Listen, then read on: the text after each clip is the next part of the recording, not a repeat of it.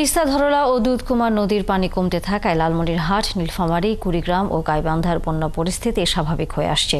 তবে নদী তীরে দেখা দিচ্ছে ভাঙন, গৃহহীন হবার ঝুঁকিতে শত পরিবার।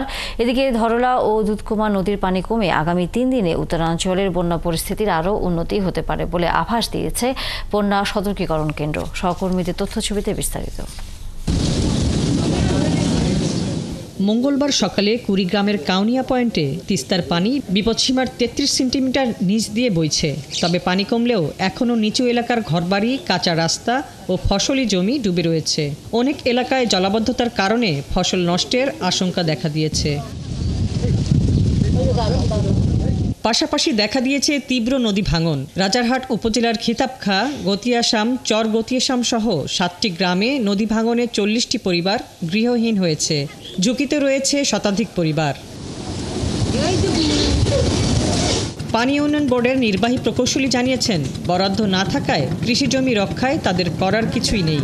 তবে স্কুলসহ গুরুত্বপূর্ণ কিছু প্রতিষ্ঠান জিও ব্যাগ ফেলে রক্ষার চেষ্টা চলছে।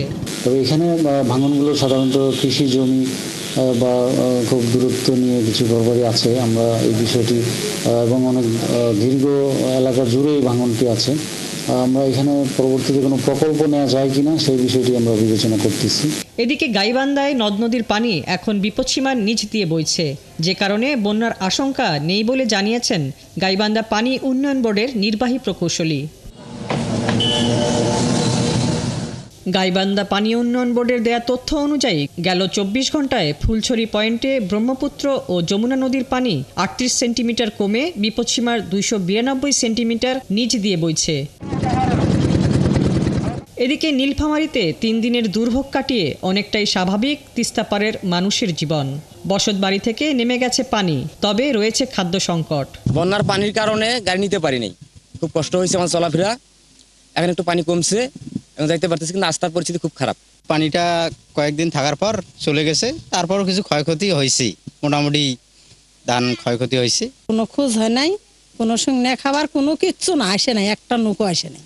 ডালিয়া পয়েন্টে বিপদসীমার 55 সেন্টিমিটার নিচ দিয়ে পানি প্রবাহিত হওয়ায় এখন স্বাভাবিক রয়েছে তিস্তার পানি।